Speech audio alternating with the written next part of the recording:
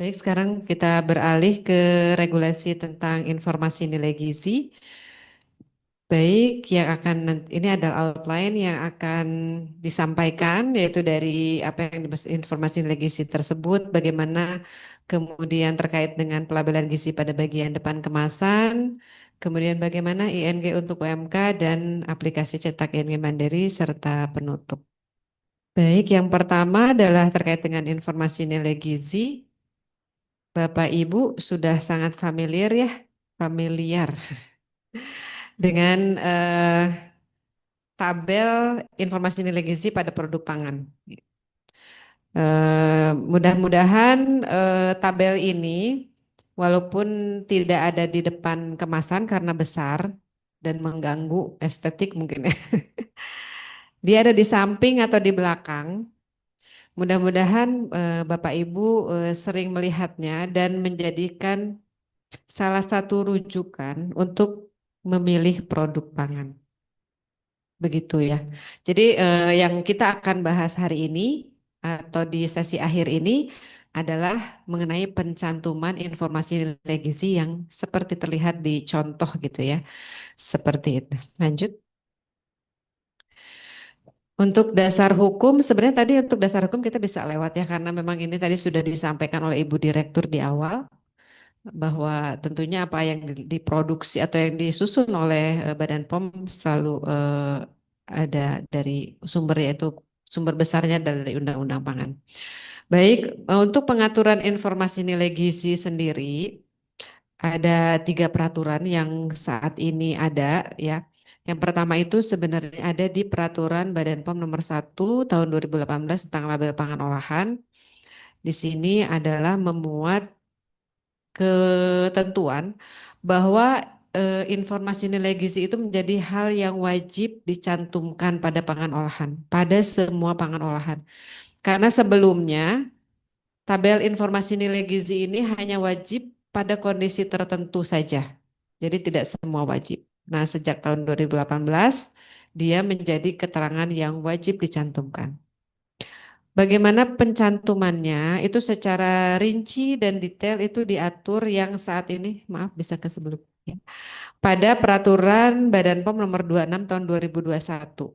Jadi kalau yang di Perbep POM tahun 2018 itu hanya menyatakan bahwa ini adalah yang wajib dan yang secara rincinya diatur di Perbep POM 26 tahun 2021. Dan kita juga punya peraturan khusus untuk UMK ya, karena memang kewajiban pencantuman informasi nilai gizi itu ada konsekuensi tertentu yang untuk UMK mungkin dirasa berat, sehingga kita khususkan pengaturannya untuk UMK. Baik, lanjut. Nah ini eh, Bapak Ibu ada yang belum pernah lihat tabel informasi nilai gizi di produk pangan olahan? Yang penting gambarnya aja gitu ya.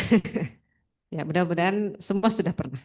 Jadi sebenarnya informasi nilai gizi ini adalah daftar kandungan zat gizi atau non gizi pangan olahan sebagaimana produk pangan olahan tersebut dijual sesuai dengan format yang dibakukan. Jadi kita punya format yang baku untuk dicantumkan sebagai informasi nilai gizi. Jadi kan informasi nilai gizi ini adalah sebagaimana produk pangan itu dijual. Jadi kalau misalnya dia serbuk yang membutuhkan pengenceran, maka dia informasi nilai gizinya adalah per serbuknya tadi gitu ya, bukan pada saat sudah diencerkan. Seperti itu ya Bapak Ibu maksudnya. Nah, tadi kan disebutkan kalau yang di Perbep Pemilihan tahun 2018 itu bahwa ING ini wajib untuk semua pangan olahan. Namun kita juga menyadari adanya pangan-pangan olahan yang sebenarnya tidak perlu mencantumkan informasi nilai gizi karena memang bisa dibilang nilai gizinya nggak ada gitu ya atau kecil sekali seperti itu. Jadi kalaupun nanti ditampilkan dia harus diuji tapi isinya nol semua. Energi nol, ini nol nol ya. Jadi akhirnya kita kecualikan kewajibannya itu. Nah, ini ada beberapa yang kita sampaikan.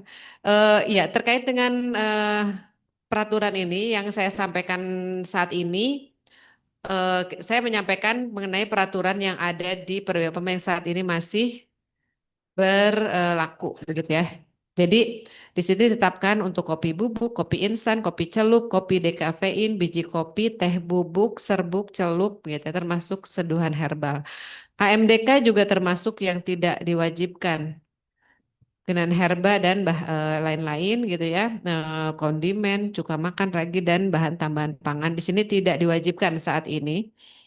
Namun apabila dia ingin mencantumkan maka diperbolehkan, tapi dia harus menguji. Begitu ya Bapak Ibu, dan memang untuk pengecualian ini saat ini direvisinya kita juga ada beberapa revisi gitu, ada yang dihilangkan, ada yang ditambahkan. Dan tentunya kita juga melihat tidak semua pangan olahan selain tadi ya dikecualikan, kita juga ada larangan. Jadi untuk larangan ini ditetapkan untuk minuman beralkohol. Jadi NG ini dilarang. Kalau tadi kan dikecualikan, dikecualikan itu tidak wajib, tapi kalau mau boleh silahkan. Tapi kalau untuk minuman beralkohol ini dilarang gitu ya. Karena dikhawatirkan dia nambahin vitamin, dia menambahin ada seolah-olah itu adalah produk yang baik untuk dikonsumsi begitu ya. Jadi kita larang. Sepakat ya untuk melarangnya. Baik. Nah, inilah komponen yang ada di tabel ING. Nah, mudah-mudahan Bapak Ibu di sini sudah berusaha ya melihat gitu ya kalau ingin membeli makanan ini berapa sih energinya, berapa sih lemaknya gitu ya. Jadi inilah komponennya ya. Jadi kalau ngelihat itu bentuknya kotak, ada tulisan informasi nilai gizi, di situ ada takaran saji. Jadi yang pertama itu adalah disebutkan takaran sajinya. Berapa sih takaran saji si produk ini? Kalau di contohnya di sini adalah 20 gram. Ini karena kalau di kemasan seperti ini ya Bapak Ibu.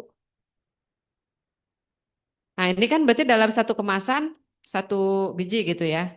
Kalau nah di sini ada berarti kan kalau satu kemasan hanya satu biji berarti kan biasa satu takaran saji ya satu kali makan. Tapi ada juga yang takaran sajinya 20 gram, di situ tulisannya dalam satu sajian apa berapa sajian per kemasan. Jadi untuk kemasan-kemasan yang besar bisa jadi di situ ada tulisannya 5 sajian. Berarti kalau di situ ada tulisan 5 sajian per kemasan artinya berat bersihnya ada 20 kali 5, ada 100 gram gitu ya di dalam. Jadi kemasannya dia besar, dia bisa untuk 5 sajian gitu ya. Banyak yang misalnya kemasannya besar, tulisannya 5 sajian dibuka sekali makan habis. Gitu ya. Nah, itu harus diperhatikan. Ini penting. Kenapa penting berapa sajian ini? Karena penting untuk menghitung berapa sebenarnya zat gizi yang kita makan. Nah, nanti akan ada jumlah persajiannya. Nah, ini diingat ya, ini jumlah persajian, bukan jumlah perkemasan. Kecuali memang satu sajiannya adalah satu kemasan, gitu ya. Jadi ini jumlah persajian. Jadi itu besar, maksudnya itu supaya terlihat, gitu ya. Nah, untuk apa namanya jenis kandungan apa saja sih yang wajib? Jadi kita punya 7 jenis zat gizi yang wajib ada. Wajib ada. Yang pertama itu adalah energi total, yang kedua lemak total, ketiga lemak jenuh, protein, karbohidrat total, gula dan garam. Jadi gula, garam, lemak itu adalah satu hal yang saat ini sedang perlu mendapat perhatian kita gitu karena hubungannya dengan prevalensi penyakit tidak menular. Jadi informasi ini penting untuk jadi keputusan. Apakah kita akan mengonsumsi pangan ini atau kita tidak, atau seberapa banyak saya konsumsinya, gitu ya. Kemudian nanti di situ juga ada apa namanya tadi ya ada jenis pangan apa jenis zat gizi non gizinya ya ada juga nanti gramasinya berapa dan di situ ada persentase AKG. Jadi persentase AKG ini adalah persentase kontribusi zat gizi dalam satu sajian produk ya, dalam satu sajian produk. Misal kita lihat apa yang menjadi concern kita, garam, garam ya atau lemak. Nah, gula nggak ada AKG. Garam itu di situ tertulis 105 miligram. Di situ ada persen AKG-nya 4%. Oh, berarti dalam satu sajian kita makan produk ini sudah berkontribusi terhadap asupan harian natrium kita itu sebanyak 4%.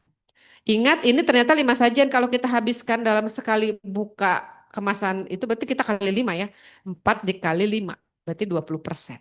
Gitu ya. Jadi kita jangan kecoh juga gitu ya. Melihatnya, oh ini kecil kok, lihat berapa sajiannya gitu ya. Jadi kita kalikan kalau misalnya kita akan menghabiskan semuanya. Dan tentunya itu ya, jadi persen AKG itu ya seperti itu. Nanti ada catatan kaki juga di sini bahwa informasi bahwa persentase AKG yang ditunjukkan dalam ING itu dihitung berdasarkan kebutuhan energi 2150 kakal untuk kelompok umum. Kebutuhan energi tersebut dapat lebih tinggi atau lebih rendah disesuaikan dengan kebutuhan. Misalnya ada lagi diet, oh saya itu kata dokter seharinya harus 1.700 kilokalori. Nah, sementara ini dihitungnya berdasarkan 2.150, berarti kan harus dihitung lagi gitu ya. Kecuali misalnya yang apa namanya ya seperti itu ya. Dan pencantumannya nilai-nilai ini harus didasarkan pada hasil analisis laboratorium. Begitu ya. Lanjut. Nah ini tata cara pencantumannya tadi kan sudah dibilang bahwa tabel ING dicantumkan per satu takaran saji. Nah,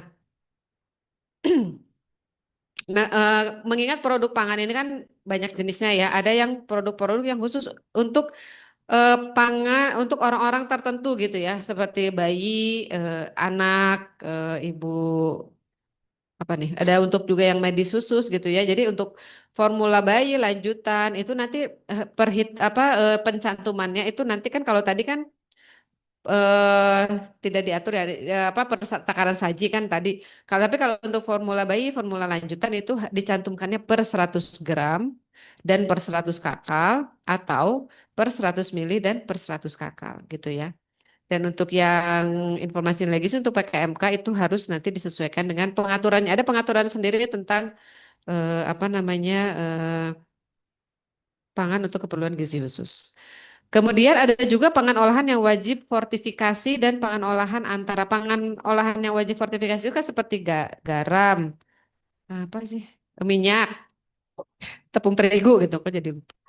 Kemudian dan biasanya dia bentuknya pangan olahan antara. Pangan olahan antara itu pangan olahan yang tidak untuk dikonsumsi langsung. Kayak tadi ya misalnya tepung terigu kan nggak ada yang makan tepung terigu ya.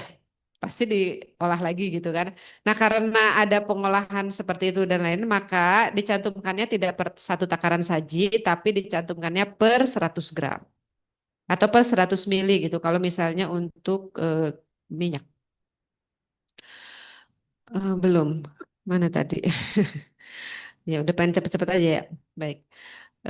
Dan kalau ada lagi yang berat bersihnya itu kurang dari 100 gram atau 100 mili untuk pangan-pangan olahan antara dan yang wajib sertifikasi ini maka dicantumkannya per kemasan.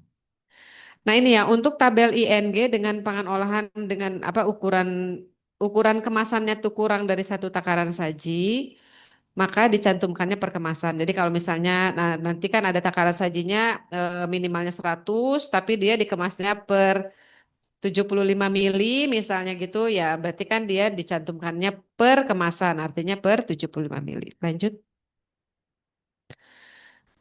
Nah ini takaran saji itu kita sudah buatkan jadi di dalam peraturan tersebut ada di lampirannya itu ketentuan mengenai takaran saji. Jadi setiap jenis pangan sesuai dengan ada kategori pangan nanti ada jenis pangan nanti ditetapkan tuh takaran sajinya nanti Bapak Ibu dari pelaku usaha ataupun kita sebagai pengawas itu bisa mengacu ke sini apakah pencantuman takaran sajinya itu eh, sudah sesuai atau belum. Kenapa kita tetapkan supaya tidak ada yang berusaha mengecil-ngecilkan takaran saji gitu ya. Sampai kecil banget gitu kan ya sehingga apa ya tidak wajar. Lanjut. Nah, ini format pencantuman ING-nya. Kita ada beberapa format, ada yang vertikal, ada yang tabular, ada format linier. Itu tergantung dari luas labelnya. Luas labelnya. Jadi kalau misalnya luas labelnya itu besar, kita disebut besar itu kalau lebih besar dari 100 cm kita pakainya format vertikal. Tapi kalau yang untuk kurang dari 100 cm persegi itu bisa pakai format horizontal ataupun format linear. Jadi karena kan pangan itu macam-macam ya dikemasnya, kemasannya ada yang begini, ada yang begitu gitu ya. Jadi kita sesuaikan. Dan bahkan untuk kemasan yang kecil kurang dari 30 cm, mungkin tadi Bapak ada usulan ya. Boleh ada barcode-nya, mungkin di sini kasih barcode ya Pak ya. Ya, boleh di barcode begitu ya, supaya masyarakat tetap mendapatkan informasinya. Atau bahkan di yang apa namanya, kalau returnable itu apa? Guna ulang, guna aja. Oh, guna ulang. Kalau untuk kemasan kaca misalnya ada minuman apa gitu yang dia di botol kaca, sehingga kan apa sih untuk memudahkan dia boleh dicantumkan informasi nilai gizinya itu, kandungannya itu di tutupnya begitu ya, pakai format linear atau apa 2D barcode, dia pakai format tersebut atau gimana sih? Atau jika hanya mengandung zat gizi tertentu, itu dapat mencantumkan zat gizi yang tertentu saja. Seperti itu, misalnya gulanya atau garamnya begitu. Lanjut, nah ini juga masih format-format, kita bisa lewat saja ya. Format-format untuk UNG, format untuk assorted, di sini banyak, masih di format lanjut. Untuk format perkemasan, ya. Nah ini, langsung lanjut. Nah, ke batas toleransi. Baik Bapak Ibu, tadi disampaikan kalau untuk penyampaian kandungannya itu kan harus by analisis laboratorium. Kalau misalnya nanti yang MD, berarti nanti Badan POM akan melihat apa pencantuman informasi nilai gizinya berdasarkan COA dari lab yang terakreditasi. Kita tahu ya bahwa dalam perjalanannya, misalnya makanan itu kan ada yang umur simpannya 6 bulan, 8 bulan, 1 tahun, 1,5, bahkan ada yang 2 tahun. Kita juga memahami bahwa kemungkinan ada pergerakan perubahan kandungan-kandungan itu dibandingkan dari hasil hasil analisis di awal, sehingga memang kita menetapkan batas toleransi hasil analisis zat gizi. Ini untuk apa? Sebenarnya batas toleransi ini diimplementasikan pada pengawasan post market. Jadi pada saat misalnya eh, ya tujuannya untuk memastikan agar kandungan gizi pangan beras itu masih sesuai dengan tabel ING yang tercantum pada label. Ada jadi pada saat sampling misalnya Badan POM begitu ya, sampling menguji gitu, oh ternyata kok nggak sama, jadi nggak sama persis, misalnya di sini 8, kita diujinya ternyata 7,8 misalnya, kan nggak pas ya. Nah disitulah batas toleransi ini diperlukan, di mana apa yang saat ini kita di peraturan saat ini adalah untuk pangan olahan umum itu kita tetapkan untuk batas toleransi energi total, lemak total, gula garam, lemak jenuh. Itu ada kita tetapkan batas minimal dan maksimalnya. Biasanya untuk yang ditetapkan batas minimal dan maksimal ini adalah zat gizi yang sifatnya negatif. Gitu ya. Jadi minimalnya 80% tapi tidak boleh melebihi di 120%. Seperti itu. Namun ada itu kalau pangan olahan umum ya, ada juga pangan yang dengan klaim gitu. Kalau ada klaim, misalnya klaim apa? Klaim yang klaim tapi bukan klaim rendah bebas ya, tapi misalnya klaim apa ya? Tinggi apa gitu ya serat misalnya seperti itu. Nah itu maka kandungan zat gizi non gizinya kita ada juga tuh batas toleransinya gitu ya, di mana untuk misalnya untuk energi total, lemak total, yang namanya klaim itu kita harus dia harus sama dengan nilai yang ada di ENG. Jadi pada saat sampling minimal kalau dia ditulis 8, minimal hasil uji labnya 8, tapi masih boleh maksimal di 120%. Misalnya ternyata ada 8, sekian gitu. Itu masih boleh. Dan untuk yang klaimnya berupa rendah bebas kurang atau yang semakna, maka untuk jenis apa lemak total, gula garam, lemak jenuh, kolesterol, lemak trans itu ditetapkan untuk batas minimal dan batas maksimalnya. Adapun untuk lemak trans itu tidak boleh melebihi dari yang ada di ING. Jadi kalau kurang boleh, lebih tidak boleh. Ini batas toleransi ini memang diperuntukkan bagi Badan POM untuk bagi pengawasan sih. Nanti mungkin Bapak Ibu kan kadang-kadang juga ada masyarakat misalnya dari YLKI ini mau sampling begitu. Nah, begitu wah ini nggak memenuhi nih. Nah, lihat dulu apakah memenuhi batas toleransi atau tidak gitu ya. Karena memang namanya zat gizi itu kan ada pergerakannya sepanjang umur simpan dari si produk itu. Lanjut. Prinsipnya seperti itu, nanti Bapak Ibu bisa melihat. Nah, ini lanjut ke mengenai pelabelan gizi pada bagian depan kemasan atau front of pack nutrition labeling atau FOPNL, ada yang bilang juga FOPL.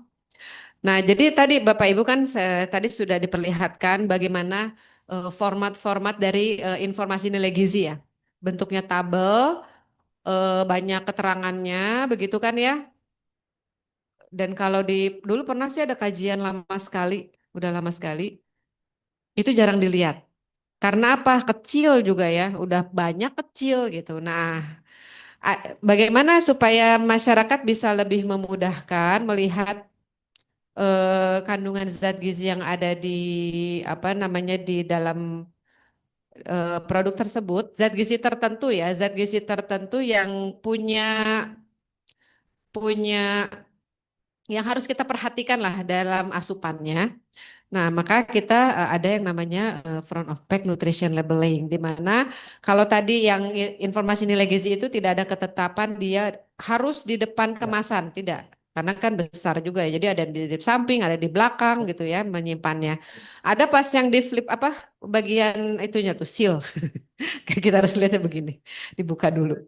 Nah, nah, jadi kalau ini adalah pelabelan gizi yang disimpannya tuh di depan, di bagian depan. Jadi kalau misalnya dipajang seperti ini, dia udah kelihatan dari depan, tanpa kita harus menggeser pandangan kita.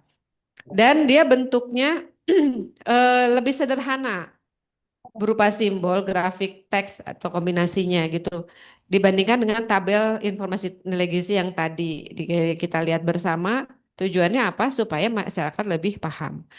Nah, memang saat ini pencantuman FOP ini sifatnya sukarela dan memang dikecualikan untuk formula bayi, lanjutan, MPASI, dan PKMK. Jadi pengolahan dapat mencantumkan FOPNL namun dikecualikan untuk formula bayi, lanjutan, MPASI, dan PKMK. Bentuk yang saat ini ada kita atur ada dua. Yang pertama adalah panduan asupan gizi harian warna monokrom atau kita sering singkat bentuk monokrom aja seperti itu. Bentuknya seperti ini, tabung, tabung, tabung. Dan yang di highlight atau yang apa zat gizi yang dicantumkan itu energi, lemak total, lemak jenuh, garam, garam dalam kurung natrium dan gula. Dan di sini dicantumkannya itu sesuai dengan apa yang ada di informasi nilai gizi. Jadi kita hanya memindahkan apa yang di tabel informasi nilai gizi dalam bentuk monokrom seperti ini. Jadi di situ nanti ada persajiannya berapa perkemasan atau sekian dan nanti ada persen AKG-nya juga ya yang di bawahnya. Itu yang pertama. Yang kedua berupa logo pilihan lebih sehat. Logonya seperti ini. Bapak Ibu udah suka ngeliat nggak di pasaran? Lihat ya, sudah mulai bisa dilihat ya produk-produk dengan menggunakan logo pilihan lebih sehat. Lanjut. Nah, ini yang untuk ketentuan pencantuman FOP berupa monokrom ya, asupan gizi harian warna monokrom. Ketentuannya yang pertama bahwa setiap zat gizi itu harus dalam bentuk dan warna yang sama, disebut monokrom. Jadi sama. Kalau putih-putih semua, merah-merah semua, hijau-hijau semua, tidak ada pembedaan. Yang kedua, pada pangan olahan berupa susu dan hasil olahannya atau pangan olahan yang mengandung susu, gula dapat dihitung tapi tidak termasuk laktosa. Laktosa tidak dihitung sebagai gula yang harus dicantumkan dalam FOP monokrom. Kemudian jenis zat gizi lainnya dapat dicantumkan sepanjang mencantumkan klaim. Jadi kalau dia mau klaim, dia mencantumkan zat gizi lainnya itu masih diperbolehkan. Lanjut. Nah, ini untuk logo pilihan lebih sehat. Logo pilihan lebih sehat ini, apabila Bapak Ibu menemukan produk di pasaran yang mencantumkan logo ini, maka dia berarti telah memenuhi kriteria dalam tanda kutip lebih sehat berdasarkan kandungan gizinya bila dibandingkan dengan produk sejenis. Jadi apabila dia misalnya kalau minuman teh dengan minuman teh, jadi tidak membandingkan minuman teh dengan susu, tidak membandingkan yang lain. Jadi dengan produk yang sejenisnya gitu. Kalau minuman apa makanan apa sereal sarapan gitu ya dengan itu gitu ya. Dan ada tulisannya lagi, memang tulisannya kecil, tapi Bapak Ibu harus membaca. Apabila dikonsumsi dalam jumlah wajar gitu ya. Jadi sesuatu sehat kalau dikonsumsinya wajar, kalau berlebihan jadinya tidak sehat juga. Logonya seperti ini dan kriteria yang dijadikan profil gizi. Jadi kita tetapkan tuh profil gizinya untuk 20 jenis pangan olahan. Yang di sini ya ada minuman siap konsumsi, pasta, mie instan gitu ya. Susu bubuk, susu banyak nih ya. Kita udah tetapkan 20 untuk profil gizinya. Di mana kriteria profil gizinya itu dilakukan berdasarkan pembatasan gula garam dan lemaknya dan juga ada persyaratan zat gizi positif seperti ada kalsium dan serat. Mungkin Bapak Ibu nanti bisa lihat ya. Jadi produk-produk misalnya mie instan dengan logo pilihan lebih sehat biasanya lebih tidak asin gitu karena natriumnya lebih rendah. Lanjut. Nah ini contohnya ya Bapak Ibu kecil, ini memang ya mungkin Bapak Ibu nanti bisa melihat di PPT ya, mungkin tadi udah di-share ya, contoh-contohnya gitu ya, misalnya di sini minuman siap konsumsi, kita atur minuman siap konsumsi ini profil gizinya kita tetapkan hanya satu yaitu gula, di mana batas maksimumnya itu adalah 6 gram per 100 mili. Jadi kalau misalnya minuman siap konsumsi yang sudah mencantumkan logo pilihan lebih sehat itu gulanya pasti paling tinggi 6 gitu ya.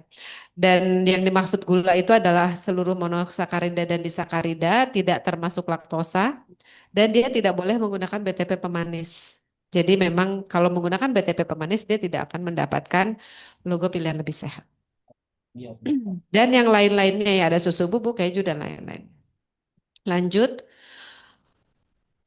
Baik, itu terkait dengan peraturan yang saat ini masih eh, ber apa namanya berlaku ya.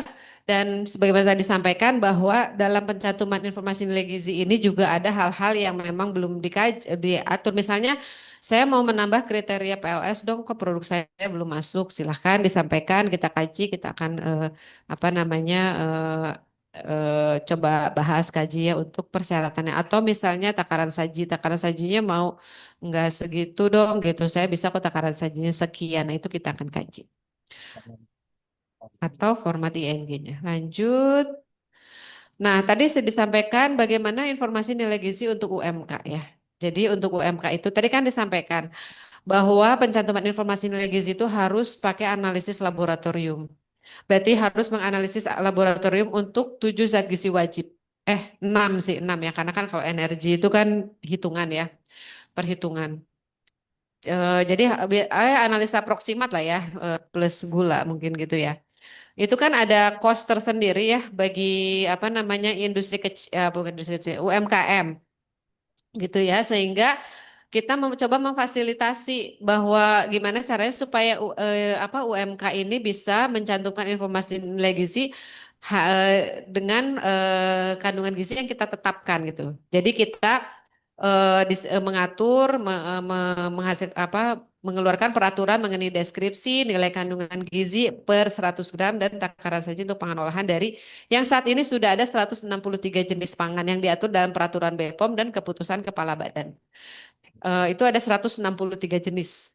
Nah, untuk 163 jenis yang sudah diatur ini, ING-nya menjadi wajib. Begitu ya Bapak Ibu. Tapi memang harus dilihat deskripsinya tuh harus sesuai gitu. Karena kita di sini awal-awal kita melakukan sampling ya. Sampling kita uji sendiri, kita ada beberapa kita bahas dalam kira-kira bagaimana menetapkan kandungan karbohidratnya, protein gitu, gula, garam, lemak gitu ya. Kita tetapkan berdasarkan hasil uji yang kita lakukan dan kita sudah punya 163 jenis pangan. Lanjut. Nah ini jadi kalau untuk UMK itu boleh tidak berdasarkan hasil laboratorium cukup mengacu kepada per BPOM yang sudah kita tetapkan gitu ya. Dan dia harus bagaimana nih untuk pangan yang belum ada nih dari 163 itu berarti dia belum wajib untuk mencantumkan informasi nilai gizi. Jadi kebayang aja Bapak Ibu produk UMK tuh banyak sekali. Kita tuh baru sedikit yang kita atur. Sebenarnya kita sudah mulai lagi menambah mungkin nanti kita bisa tambah sampai 200 sekian ya 250-an lah kalau nggak salah itu mungkin kita bisa tambah lagi untuk bisa pencantuman informasi nilai gizi. Lanjut. Nah, ini jenis apa? 163 jenisnya. Jadi mohon nanti Bapak Ibu yang produknya ada di list ini mohon sudah kena kewajiban bagi Bapak Ibu yang di balai maupun yang apa bisa mengadvokasi juga agar produk-produk ini walaupun dia PYRT dia harus wajib untuk dicantumkan informasi nilai gizi. Jadi kita harapkan semakin banyak produk yang ada informasi nilai gizinya, masyarakat semakin banyak juga apa ya mengetahui gitu ya kandungan gizi dari setiap produk pangan yang diolah, yang dikonsumsinya. Lanjut. Nah ini kita buatkan sedikit pohon keputusan ya. Bagaimana menentukan apakah suatu produk UMK ini sudah wajib ING atau tidak? Jadi pertama kan tentunya kita akan ada pertanyaan, apakah produk ini diproduksi oleh UMK? Gitu ya. Karena kan produk yang sama kan bisa diproduksi oleh yang besar ya. Pada saat dia masuk dia UMK, kemudian ada pertanyaan lagi, apakah produk pangan tersebut berupa tadi ya. Kalau yang termasuk dalam yang dikecualikan maka dia tidak wajib ING. Tapi kalau dia tidak termasuk yang dikecualikan, ada lagi pertanyaan, apakah produk pangan tersebut masuk dalam 167 jenis? Kalau misalnya dia jawabannya tidak, maka tidak wajib gitu. Dan jika ingin mencantumkan ING maka harus uji lab lagi. Kalau misalnya dia ada wajib, maka wajib nanti dilihat deskripsi produknya harus sesuai. Dia baru apa namanya mencantumkan ING berdasarkan per BPOM atau keputusan. Tapi sebenarnya kalau dia saya mau uji aja deh, kan nggak mahal kok ternyata cuma 1,5 juta misalnya. Ya udah itu lebih baik lagi gitu ya. Ini kan fasilitasi dari kami dari Badan POM. Lanjut, dan kita sebenarnya aplikasi cetak mandiri kita sudah punya untuk lebih memudahkan para pelaku usaha. Mungkin dari Bapak Ibu di Balai POM di UPT juga sudah sangat familiar ya, bisa membantu para UMK atau siapapun yang membutuhkan untuk bisa mengaplikasikan Ayo Cetak ING Mandiri. Jadi nanti tinggal masukin aja input. Kalau yang nggak harus, ini di dalam aplikasi ini sudah ada database 163. Jadi nanti tinggal di input jenis pangannya, deskripsinya udah sesuai, takaran sajinya berapa, hitung, print. Mudah. Lanjut. Nah ini kita akan sampaikan sedikit revisi peraturan Badan POM tentang informasi nilai gizi. Sebagaimana tadi disampaikan bahwa dari tahun 2021 ini sampai 2002, sebenarnya kita sudah mulai di 2024, itu banyak sekali yang perlu kita sesuaikan. Yang tadi saya sampaikan itu adalah yang saat ini berlaku. Dan ini coba saya akan menyampaikan revisinya. Eh, Tentunya untuk menyesuaikan dengan perkembangan regulasi gitu, IPTEK gitu kan. Perkembangan regulasi apa sih gitu? Oh iya, ternyata dengan adanya PP 28 Undang-Undang Kesehatan dan PP 28 di mana di situ ada lebih kewajiban pemerintah untuk mengatur FOP gitu ya yang terkait dengan GGL ini. Kemudian ada simplifikasi regulasi juga gitu pada saat kami lihat-lihat ternyata ini sebenarnya peraturan ini harusnya bisa jadi satu peraturan saja, jadi tidak banyak-banyak peraturan yang bisa dilihat dan tentunya review atas implementasi peraturan sebelumnya. Dan memang saat ini proses revisinya itu masih berjalan dan telah dilakukan harmonisasi di Kementerian Hukum. Jadi mudah-mudahan dalam waktu dekat kita sudah bisa mengeluarkan lagi yang baru ini. Lanjut, tadi disampaikan bahwa salah satu revisi ini dilakukan adalah untuk melakukan simplifikasi peraturan. Jadi dalam revisi ini kita akan memasukkan pengaturan mengenai acuan label gizi yang saat ini diatur di Perbepom nomor 9 tahun 2016. Kemudian tentunya dari Perbepom ING sendiri yang tahun 2021 dan Perbepom untuk yang tahun 2020 terkait dengan pencantuman informasi nilai gizi untuk UMK. Jadi nanti itu akan disatukan dalam satu. Eh, jadi satu peraturan yaitu tentang informasi nilai gizi pada label pangan olahan. Nah, ini beberapa sedikit perubahan lanjut, perubahan strukturnya kita lihat ada sedikit perubahan sehingga di sini kita menambahkan bagian-bagian ada FOP, bagian depan kemasan, ada pengkajian, ada ALG, ada yang terkait dengan Nutri-Level. Lanjut. Nah, ini beberapa jadi mungkin tadi yang saya sampaikan Bapak Ibu mohon nanti bisa dicermati lagi bahwa Untuk beberapa penyesuaian ada di ketentuan umum, penyesuaian definisi, kemudian perubahan jenis pangan yang tadi saya sampaikan bahwa yang dikecualikan itu kita akan ada tambahannya, ada yang dikurangi juga. Seperti itu ya. Jadi seperti misalnya teh gitu ya. Untuk teh itu kan tadi banyak ya. Jadi yang dikecualikan hanya teh kering saja. Kita tuh memastikan dan di sini lebih dijelaskan bahwa jenis-jenis pangan yang ada disebutkan itu adalah mengacu ke kategori pangannya. Artinya memang dia tidak pakai penambahan-penambahan bahan yang lain ya. Kemudian nanti juga untuk ING usaha mikro ya. Nah, ini ada yang baru lagi Bapak Ibu untuk ING usaha mikro ini. Jadi yang pertama kan tadi em, apa namanya pembuktian atau pencantuman tabel ING-nya itu kan eh, pertama itu sebentar saya cek dulu.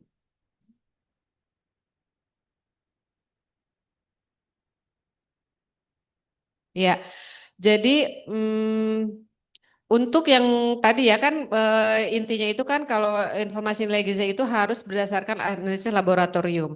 Nah, untuk UMK itu bisa kita juga bukan UMK ya saat ini tuh menjadi usaha mikro karena ternyata usaha kecil itu kan terjadi perubahan definisi di apa ya undang-undang tentang UMK-nya gitu ya.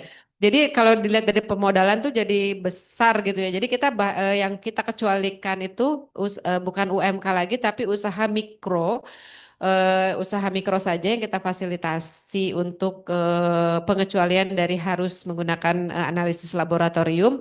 Jadi untuk usaha mikro ini eh, apa ya kalau tidak bisa menggunakan analisis laboratorium bisa menggunakan list yang tadi 163 yang nanti kita akan tambahkan lagi menjadi sekitar 200-an produk dan kalau masih tidak ada juga di 250-an produk nanti yang akan kita keluarkan itu maka kita akan menyediakan tata cara perhitungan nilai kandungan gizi dari bahan pangan yang digunakan. Jadi saat ini kami sedang mengkaji ya jadi nanti harapannya itu dari bahan-bahan yang mereka gunakan itu kita punya suatu aplikasi di mana nanti kita aplikasi tersebut bisa menghitung. Kalau dia menggunakan terigu, gula pasir, apa-apa, dia tinggal input bahan-bahannya, berapa gramnya. Nanti takaran sajinya berapa, proses pengolahannya apa, apakah digoreng, apakah dikukus, apakah dipanggang. Nah, itu nanti kita akan coba bagaimana hasil dari inputan para UMK itu bisa keluar informasi nilai gizinya. Mohon doanya ya, semoga lancar. Itu adalah suatu niatan kita supaya semua pangan itu jadi ada informasi nilai gizinya. Gitu. Lanjut untuk kemudian nanti ya untuk takaran saji tadi kan takaran saji itu ada rentangnya ya. Jadi kita juga apa namanya kita review juga rentang takaran sajinya, kemudian tata cara pencantuman takaran sajinya juga ya kita eh, apa ada revisi gitu ya. Bagaimana kalau ketentuan-ketentuan baru misalnya seperti takaran saji ini kalau saat ini kan memang untuk kemasan yang di bawah satu takaran saji itu tidak ada apa sih namanya tidak ada kejelasan hanya dibilang bahwa dia harus dalam jumlah yang wajar maksudnya konsumsinya harus jumlah wajar misalnya tadi kan kalau misalnya rentang minuman itu dari 100 sampai 250 mili dia boleh misalnya 75 mili 80 mili narasinya hanya dalam konsumsi yang wajar wajar itu berapa nah dalam peraturan revisi ini kita tetapkan bahwa itu setengahnya dari minimum dari takaran sajinya kalau 100 maka yang disebut wajar itu adalah 50 mili gitu ya. Itu lebih lebih mudah dari penanganan implementasinya itu sebagai contoh. Dan kemudian ada perubahan juga terkait pencantuman untuk pangan olahan yang mencantumkan klaim untuk PKGK. Jadi yang mencantumkan klaim itu zat gizi atau persyaratan yang menjadi persyaratan klaim itu menjadi wajib dicantumkan juga. Vitamin dan mineral juga ini ada apa namanya ada perubahan di mana kalau yang sebelumnya yang saat ini itu boleh dicantumkan pada saat dia itu nilainya 2% dari AKG. Kalau sekarang kita naikkan menjadi 5% sesuai dengan kodeks. Lanjut, nah ini ALG ini acuan label gizi itu dulunya ada di peraturan tersendiri yang tahun 2016. Saat ini kita masukkan ke dalam peraturan ING karena sebenarnya implementasinya itu sangat erat dalam pencantuman informasi nilai gizi di mana persen AKG-nya itu yang digunakan adalah angka kecukupan gizi yang digunakan adalah ALG. Jadi ALG inilah yang digunakan untuk mencantumkan persentase AKG, begitu ya. Lanjut, lanjut Mbak. Ya, untuk kemudian ada tadi ya batas toleransi hasil analisis juga tadi ada beberapa perubahan. Inti dari perubahannya bahwa untuk yang apa? Untuk misalnya ya, ini sebenarnya kita juga misalnya untuk zat gizi selain energi total, lemak total, kolesterol, lemak trans, lemak jenuh, gula total, garam, pokoknya yang energi-energi yang negatif tadi. Selain zat-zat gizi yang negatif itu hanya ditetapkan batas minimalnya saja. Jadi misalnya kayak protein itu batas minimalnya itu 80%. Kalau atasannya tidak dibatasi. Kalau sekarang kan masih dibatasi. Seperti itu sebagai contohnya. Kemudian juga ada untuk label FOP ya, FOP atau label gizi pada depan kemasan. Nah, di sini memang kan tadi disampaikan saat ini ada dua jenis ya, ada monokrom, ada juga logo pilihan lebih sehat. Nah, untuk logo pilihan lebih sehat itu kita tetap atur dalam revisi dan dilakukan perluasan jenis pangan dan penyesuaian persyaratan profil gizinya. Nah, untuk yang panduan asupan gizi harian warna monokrom itu kita hapus Bapak Ibu. Kenapa? Karena memang sudah ada kajian dari WHO bahwa sebenarnya itu sudah tidak disarankan lagi untuk digunakan gitu ya. Si FOP ini dan yang ketiga untuk warna monokrom ini kita eh, ganti ya artinya kita dengan menggunakan Nutri Level gitu di mana Nutri Level ini hanya dapat dicantumkan pada minuman siap konsumsi, minuman bentuk bubuk dan konsentrat bubuk cair dan padat. Dan di sini kita tetapkan bagaimana persyaratan dan tata cara pencantumannya. Lanjut. Nah, ini Bapak Ibu apa jenis FOP yang diatur dalam revisi peraturan Badan POM jadi PLS dan yang kedua adalah Nutri Level. Di mana Nutri Level ini bentuknya seperti yang ada di kanan, ada tulisan Nutri Level, ada huruf A dengan hijau tua, B hijau muda, C kuning, D merah. Dan ini sebenarnya menunjukkan level pangan olahan berdasarkan kandungan GGL-nya. Pencantuman Nutri Level ini eh, apa dari huruf A sampai D diikuti indikator warna yang menunjukkan tingkatan kandungan GGL. Jadi itu menunjukkan tingkatan dari kandungan GGL-nya. Misalnya untuk yang A itu hijau tua kandungan GGL-nya tuh lebih rendah. Yang B hijau muda kandungan GGL-nya rendah. Yang C warna kuning itu perlu dikonsumsi dengan bijak. Yang D warna merah perlu dibatasi sesuai kebutuhan atau kondisi kesehatan. Seperti itu ya. Lanjut.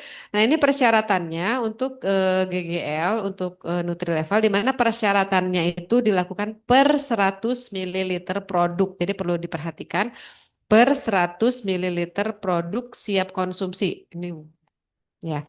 Nah, di sini zat gizinya yang diatur adalah gula, garam, dan lemak. Nah, untuk gula, untuk yang levelnya A, itu gulanya kurang dari atau sama dengan minimal berarti.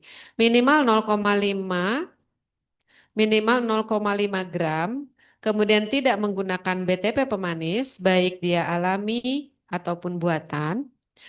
Kemudian untuk garamnya, dalam garamnya di sini artinya natriumnya itu adalah minimal 5 miligram dan lemaknya adalah minimal 0,5 gram. Lemak di sini lemak total ya Bapak Ibu. Nah untuk B, nah untuk B dan untuk C Bapak Ibu bisa lihat sendiri ya. Jadi yang B berarti antara gulanya 0,5 sampai 6, di atas 0,5 sampai 6. Nah, namun dia masih boleh menggunakan BTP pemanis alami. Jadi yang alami itu masih boleh di B. Kalau yang itu garamnya antara lebih dari 5 sampai 120, lemaknya lebih dari 0,5 sampai 3. Yang untuk C itu gulanya 6, di atas 6 sampai 12,5.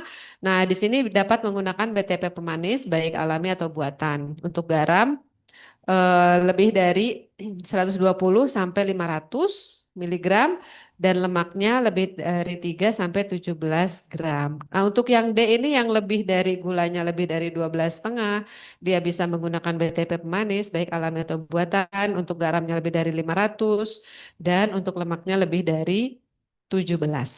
Itu yang kita tetapkan per 100 mililiter produknya. Lanjut. Ya, sebagai penutup bahwa tentunya regulasi pencantuman ING merupakan instrumen penting dalam perlindungan konsumen.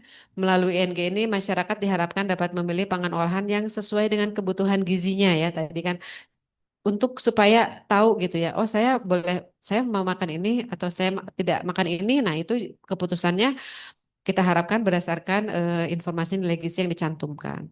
Kemudian kepatuhan pelaku usaha dalam mencantumkan ING menjadi kunci keberhasilan implementasi regulasi. Kemudian diperlukan dukungan juga dari seluruh pemangku kepentingan untuk mendorong penerapan yang konsisten dan efektif.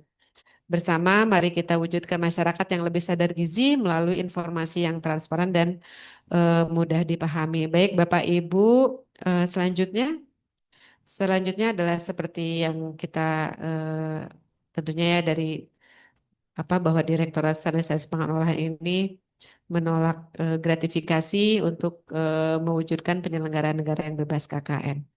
Baik, Bapak Ibu, terima kasih. Oh, sama yang ini, wis titipan ya, bagaimana kita bahwa Direktorat Standarisasi Pangan Olahan ini selalu menjaga integritas dan kepercayaan publik ya Bapak Ibu. Jadi apabila ada sesuatu Bapak Ibu mendapatkan ada indikasi KKN, suap, gratifikasi, fraud atau pelanggaran kode etik, silahkan Bapak Ibu bisa melaporkannya melalui whistleblowing.spo.gmail.com. Baik Ya, Bapak aku Ibu, kalau seperti terima kasih itu atas perhatiannya. ya, nanti di akhir Mohon kita maaf apabila bisa ada kekurangan. mengucapkan di akhir Wassalamualaikum warahmatullahi 3 tahun wabarakatuh.